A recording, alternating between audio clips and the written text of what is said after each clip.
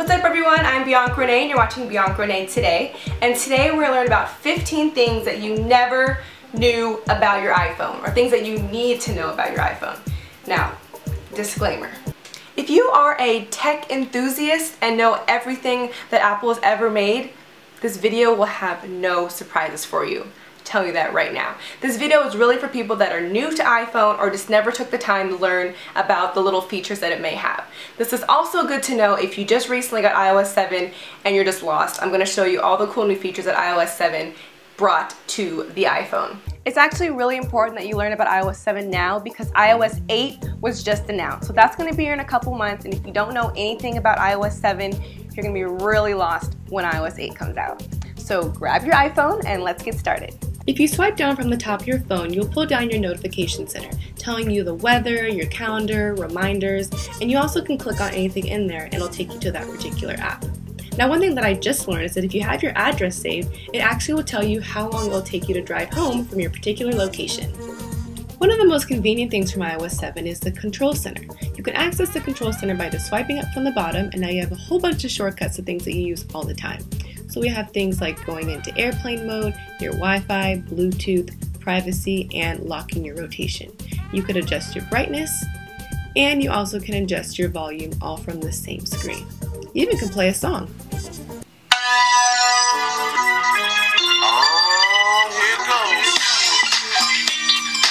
We now have a built-in flashlight, quick access to your timers and alarm clocks, your calculator, and most importantly, your camera.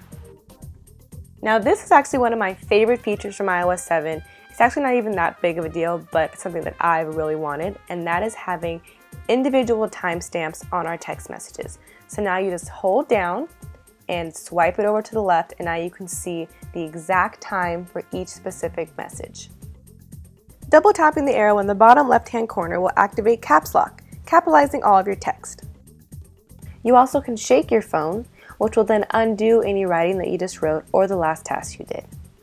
If you ever find yourself using a word that involves an accent, all you do is hold down that letter and you will see a variety of accents to choose from.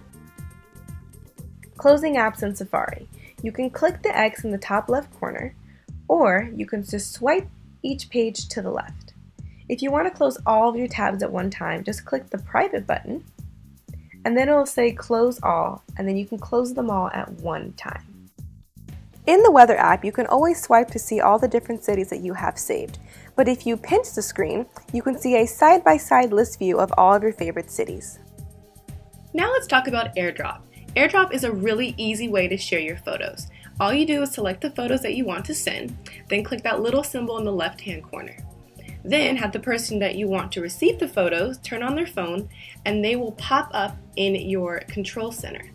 Click on the person's name, and ta-da! Easy as that. Those 3 photos I just sent are already on the phone, and it automatically puts them inside your camera roll. Yes, I know I have over 6,000 photos. Don't judge me. So now let's try the same thing with video. Select the video that you want to send, click on the person's name, and there it is. Click accept and it'll load straight into your camera roll. Ta-da! Here I am in full quality, no distortion, no pixelation like your video would have been if you would have sent it in a text or an email. It also loads a lot faster. There are also some new changes to the photo section in iOS 7. So here is the regular photo, and if you just swipe, then it goes to square mode. So now I'm in a perfect square shape for Instagram, so now Instagram can't crop off any of your photos. Speaking of Instagram, we also have our own filters now built in. So if you click the little 3 circles at the bottom right corner, you see that there's a whole bunch of different filters to choose from.